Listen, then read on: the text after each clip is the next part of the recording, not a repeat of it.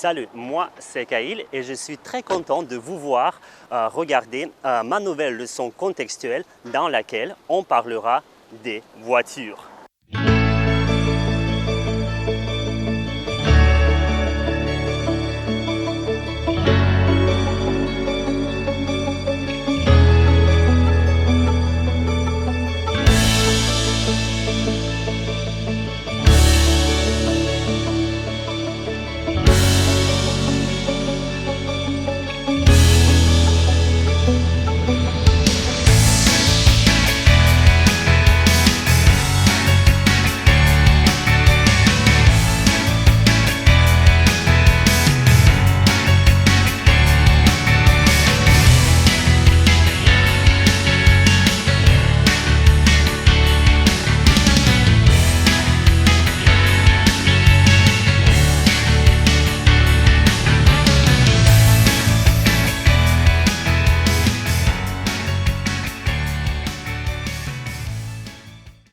Voilà ma voiture, ma caisse, ma bagnole, mon automobile dont je me servirai pas mal lors de cette leçon. Et oui, comme vous avez compris, peut-être tous ces mots que vous voyez sur vos écrans signifient la même chose, sont synonymes et veulent dire la voiture. Donc, dans le registre standard appelé la voiture, elle devient la bagnole ou la caisse en français familier et argotique et l'automobile, l'auto ou le véhicule en français soutenu.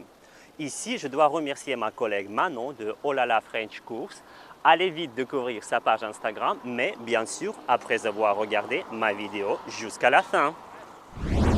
Bref, pendant cette leçon, on apprendra plein de choses. D'une part, je vous expliquerai les verbes qu'on utilise pour parler des voitures. D'autre part, on va décortiquer les éléments intérieurs et extérieurs d'une voiture, dit aussi pièces détachées, mais aussi comment faire quand une voiture tombe en panne. Ensuite, je vous apprendrai quelques expressions et mots familiers liés aux voitures. Je sais bien que vous l'adorez. Et on finira par faire des exercices pour vérifier si vous étiez attentif à regarder la vidéo.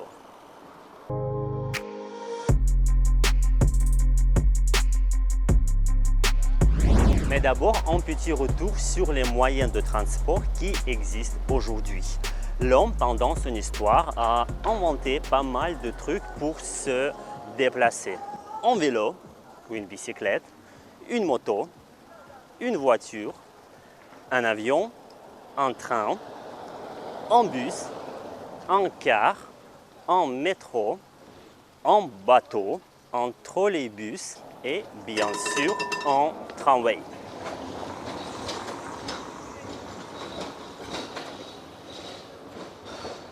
Si vous connaissez d'autres moyens de transport, dites-le moi en commentaire.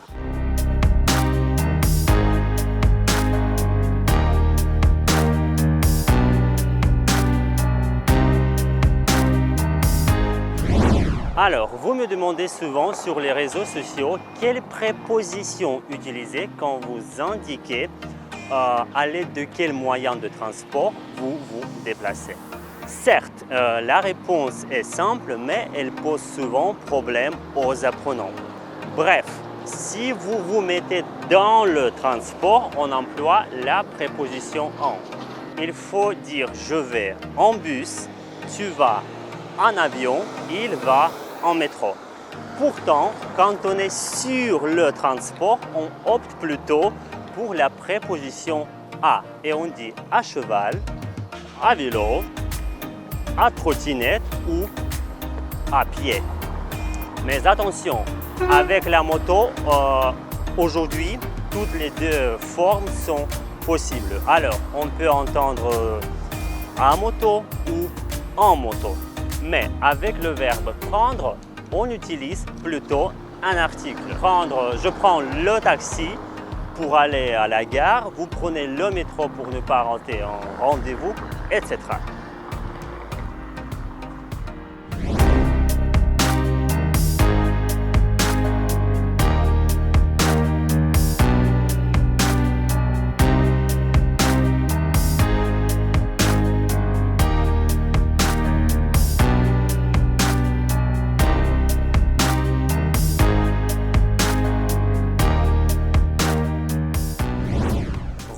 à nos moutons ou plutôt à nos voitures. Quel modèle existe-t-il? Quel modèle connaissez-vous? Voyons ensemble.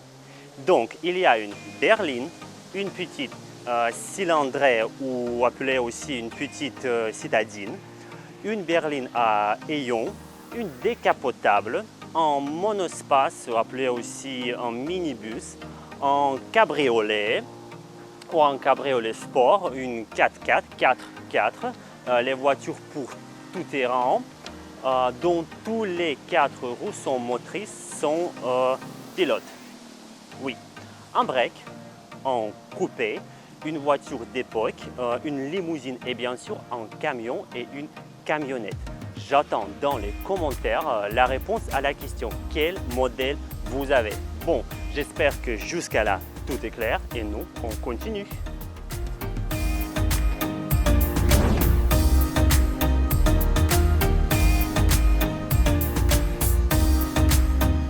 Alors, avant de partir loin, avant de prendre la route, je dois aller à la station-service pour prendre un café et pour prendre de l'essence ou du carburant. Moi, je choisis du super sans plombe 95. Si je remplis le réservoir, je fais le plein. Mais également, à la station-service, on peut acheter du 92, du 98 et même parfois du 100. Mais également, à la station-service, on peut acheter du gasoil pour les voitures diesel. Du gaz pour les voitures au gaz naturel ou au CNG, si je ne me trompe pas. Pour les voitures qui s'appellent les voitures GPL ou GNV.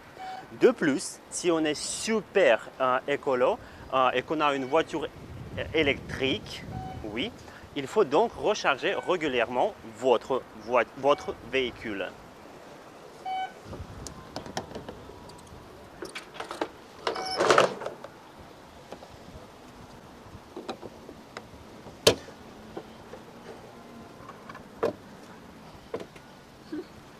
Voilà, on peut partir. Vérifions la tension des pneus. C'est très important avant de partir loin. Oui, c'était trop bas.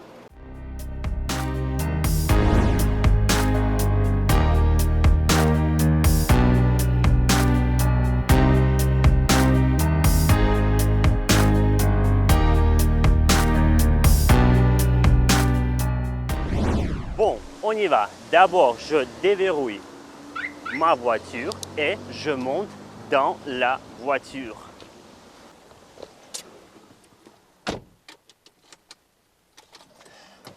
Je vérifie si j'ai mes papiers qui doivent contenir le permis de conduire, la carte grise ou le certificat d'immatriculation et l'assurance. Ensuite, j'attache ma ceinture de sécurité et après, je fais démarrer la voiture. Je mets le moteur en marche. La nuit, j'allume ces feux ou ces phares pour voir et être vu. Puis, je recule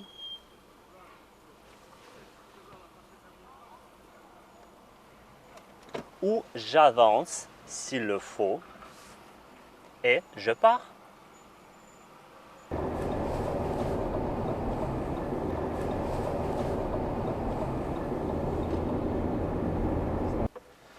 Bon, quand il y a le tramway, il y a des passagers qui descendent du tramway, je dois m'arrêter pour leur céder la route, quoi. Et ça, c'est chiant.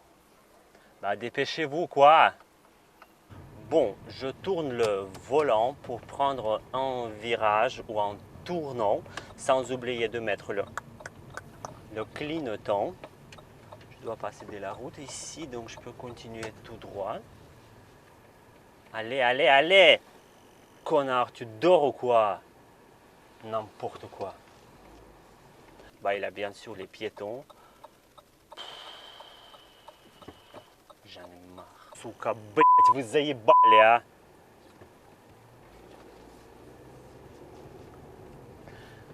Блять, и ты тоже сейчас мне пизды выпросишь. J'accélère pour aller plus vite. Donc j'appuie sur la pédale d'accélérateur. Ou en français familier, on dit appuyer sur le champignon.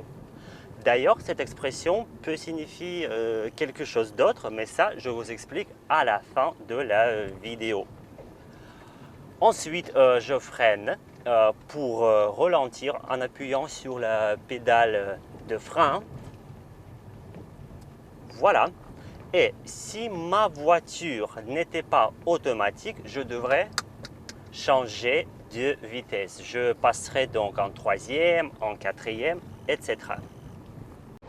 S'il y a une voiture qui m'empêche d'aller plus vite, je dois la doubler et je la double. C'est le verbe doubler. Et je reviens sur ma piste.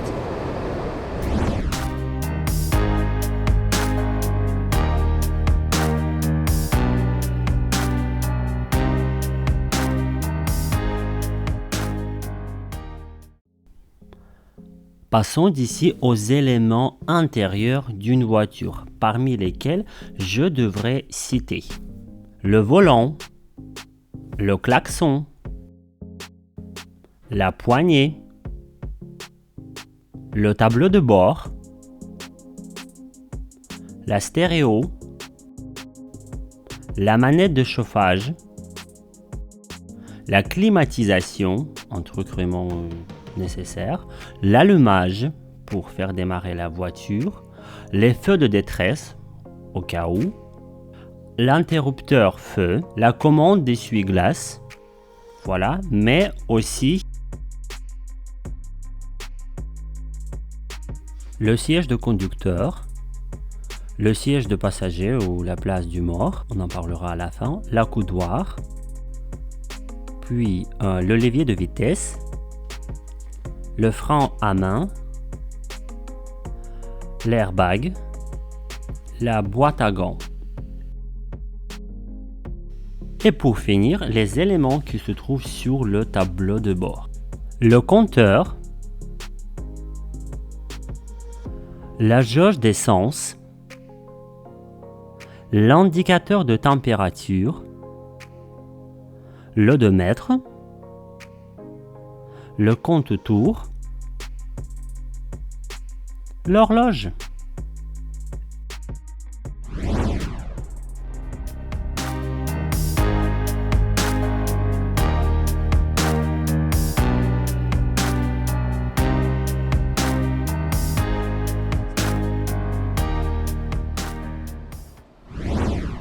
Au fait, pendant que je suis dans un embouteillage, je vous propose de parler des personnes qui conduisent. Moi, perso, je crois que je conduis bien la voiture, donc je suis un bon conducteur. Mais sur nos routes, il y a pas mal de ceux qui conduisent mal, donc ce sont de mauvais conducteurs, appelés aussi des chauffards. Mais non, avance-toi, connard! Où tu as eu ton permis? Connard! Mais non, regarde! Bon, les chauffards, il est très fréquent qu'ils commettent des infractions au code de la route. Ils grillent en feu, ce qui signifie ne pas respecter le feu rouge. Ils font des appels des phares pour avertir ses compatriotes, ses camarades. Ils franchissent une ligne blanche, ce qui est vraiment interdit. Parfois, ils commettent un excès de vitesse, et il leur arrive même parfois de faire une queue de poisson.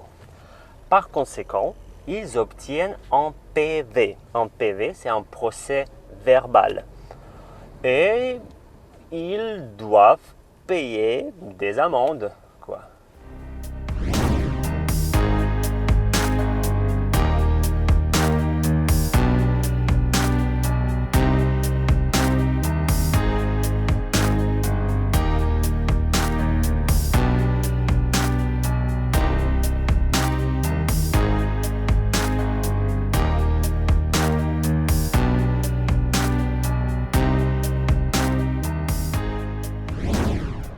Pour que ma voiture marche bien, je dois régulièrement la laisser au garage pour une révision. J'ai fait donc réviser ma voiture, ce qui signifie vérifier que tous les mécanismes et appareils sont au taquet et marchent bien, voire comme il faut. C'est la révision des 30 000 km par exemple. Si la voiture est en panne, elle est tombée en panne, elle ne marche pas, il faut... Merde. Où ça? Ah voilà. Il faut donc la réparer ou la faire réparer chez le garagiste ou chez le mécanicien. Vous savez, ça marche plus. Forcément, je sais pas exactement ce qui ne marche pas, mais je crois qu'il faut tout refaire. Il faut tout refaire, ça et ce machin, on refait tout, donc ça va vous coûter cher. Mais que faire en cas de pneus crevés? Bien sûr qu'on peut aller chez le garagiste, appeler une dépanneuse ou tout simplement changer de pneu si vous avez la roue de secours. Donc, pour ce faire, il nous faudra la roue de secours, le cric qui sert à lever la voiture, je ne sais pas trop comment ça marche, et la manivelle. On enlève les écrous de roue, on met la roue de secours et on la fixe. Bien sûr que je ne vais pas le faire parce que je n'ai pas le pneu crevé, heureusement. Et n'oubliez pas de vérifier la tension et de corriger la tension des pneus à l'aide d'une pompe qui s'installe, qui s'attache ici.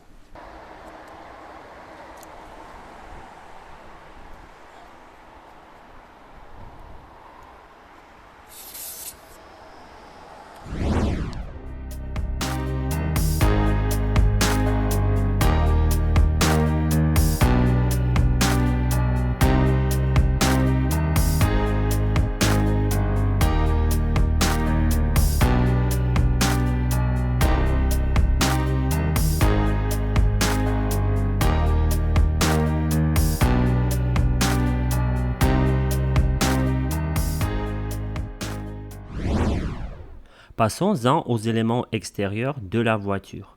Ce que contient chaque voiture, ce sont le toit, le pare-brise, le rétroviseur extérieur, l'essuie-glace, le capot, le pare-choc, le clignotant, le phare, la plaque d'immatriculation et bien sûr, sans oublier,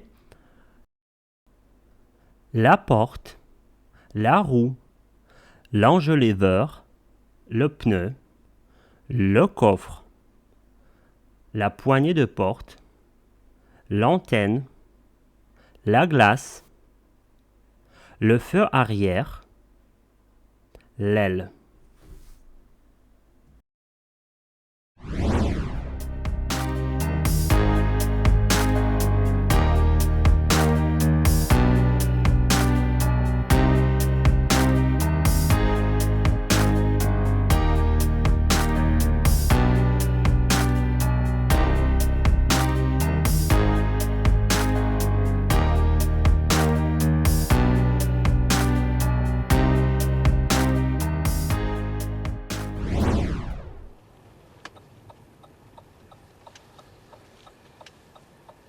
Voilà, on est arrivé, je gare ma voiture, je la stationne.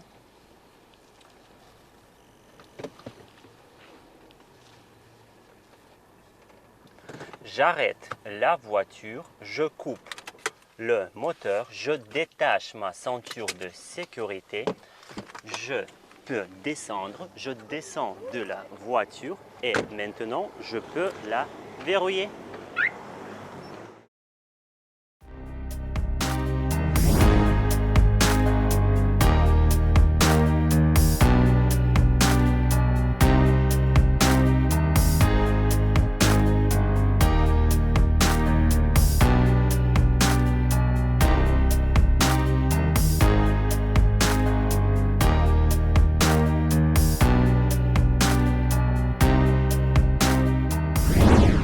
Comme je vous l'avais promis au début de la vidéo, maintenant je vais vous apprendre quelques expressions imagées liées au monde des voitures.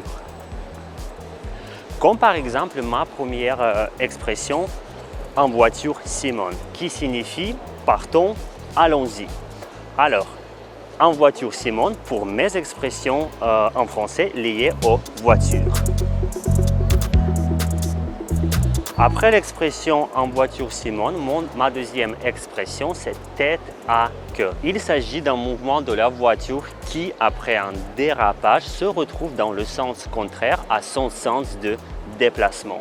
En dehors des clous, l'expression être en dehors des clous se dit d'une personne qui n'est pas dans le respect ou dans les limites de ce qui est attendu.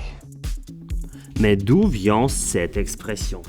Jusque dans les années 1950, qu'elles soient pavées ou goudronnées, les routes étaient balisées à certains endroits pour que les piétons puissent traverser.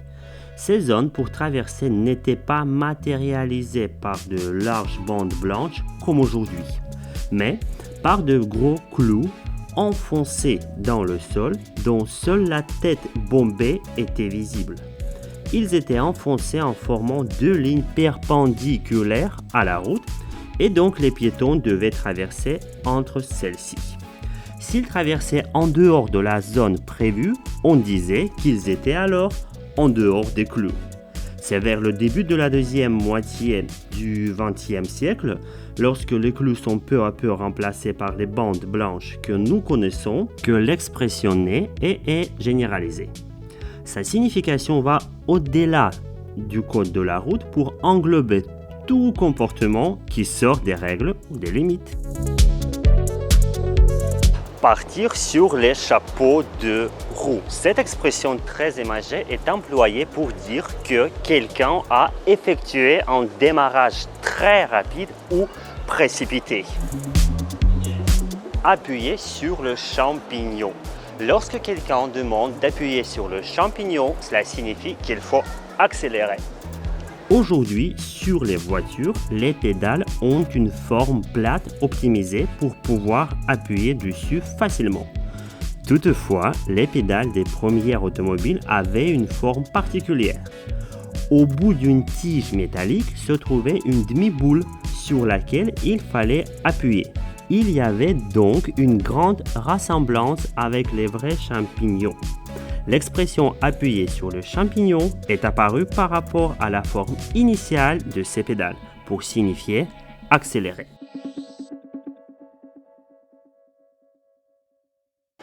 Faire une queue de poisson. Faire une queue de poisson désigne l'action de se rabattre rapidement après le déplacement de quelqu'un d'autre sans respecter les distances de sécurité. La place du mort. L'expression « la place du mort » désigne dans une voiture la place passager à l'avant. L'origine de cette expression est très simple et banale. Auparavant, un passager qui occupait la place passager à l'avant de la voiture avait statistiquement plus de chances d'être tué, contrairement au passager à l'arrière ou au conducteur. Il n'y a pas d'obstacle entre cette place du mort et le pare-brise. En effet, il n'y a ni volant ni siège devant lui et le tableau de bord est généralement plus bas et bien dégagé à cet endroit. On peut noter aussi que le passager occupant la place du mort était plus exposé à toute collision, notamment en cas de refus d'une priorité à droite ou à un autre véhicule. Continuons. L'expression suivante. Quand mes apprenants ne font pas le devoir, je suis toujours sur le point de péter une durite. L'expression péter une durite est employée pour qualifier quelqu'un qui est complètement en train de craquer, de s'énerver, de perdre son sang-froid, de péter un câble. J'espère que c'est clair. Voilà, c'est presque fini avec mes expressions, mais il nous reste une seule. Laisser des traces de pneus. Mais moi, je trouve que cette expression est un peu trop vulgaire parce qu'elle fait quand même référence aux toilettes.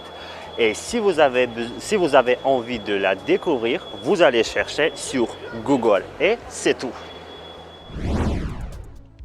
C'est presque fini notre leçon de français, il nous reste juste un tout petit peu. Comme la coutume le veut, on va faire 3 petits exercices. Pour le premier exercice, vous devez retrouver les parties, les éléments extérieurs d'une voiture. Voilà une très belle voiture dont les éléments sont à retrouver. Mettez la vidéo en pause, réfléchissez un peu et je vous donne les bonnes réponses. 1. Le pare-brise. 2. L'essuie-glace. 3. Le capot. 4. Le phare. 5. Le rétroviseur latéral. 6. La roue et le pneu. 7. L'enjoliveur. 8. La plaque d'immatriculation. Et 9. Le pare-choc. J'espère que vous avez toutes les bonnes réponses. Et pour le deuxième exercice, je veux que vous associez les voitures suivantes à leur type.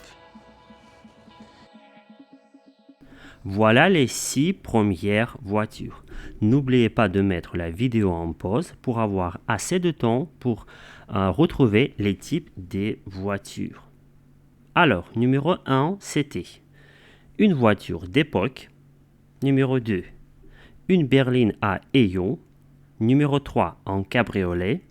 Numéro 4, en coupé. Numéro 5, bien sûr, c'est une décapotable. Et numéro 6, vous le connaissez, un camion. J'espère qu'il n'y a pas de faute. Continuons. Encore 6 voitures. N'oubliez pas d'arrêter la vidéo pour avoir le temps à répondre. Numéro 1, c'était une berline. Numéro 2, un monospace. Numéro 3, un break.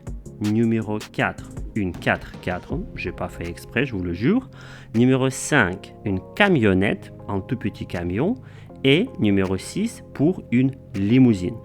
Alors, dans les commentaires, vous me dites si vous avez toutes les bonnes réponses. Et pour finir, vous me répondez en commentaire aux questions suivantes. Avez-vous une voiture? Quel est son type? Depuis combien de temps conduisez-vous une voiture? Quelle est votre manière de conduire une voiture? Répondez-moi en commentaire, je viendrai obligatoirement vous corriger si besoin. Bon, il faut finir notre leçon. Que vous ayez une voiture ou que vous ne l'ayez pas, il faut comprendre que ce n'est pas le moyen de transport le plus écolo qui existe. Donc, si c'est possible, pour vos déplacements citadins, optez plutôt pour le transport écologiquement propre, comme le tramway. Alors, merci d'avoir regardé cette vidéo. N'oubliez pas de me mettre j'aime si la vidéo vous a plu. S'il y a quelques questions, vous pouvez toujours la revoir encore et encore une fois. Et à très bientôt sur ma chaîne YouTube, Français avec Kyle. Ciao! Hasta la prochaine.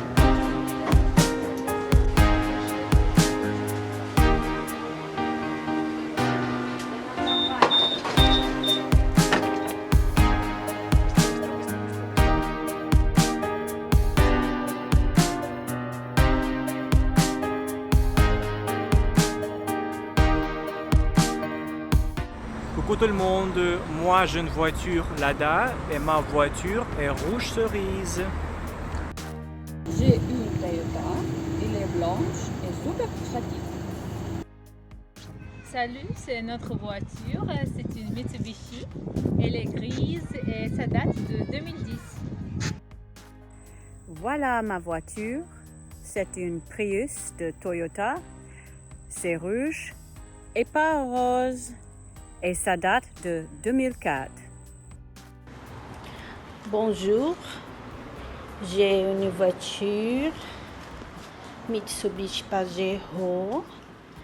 La couleur est l'argent.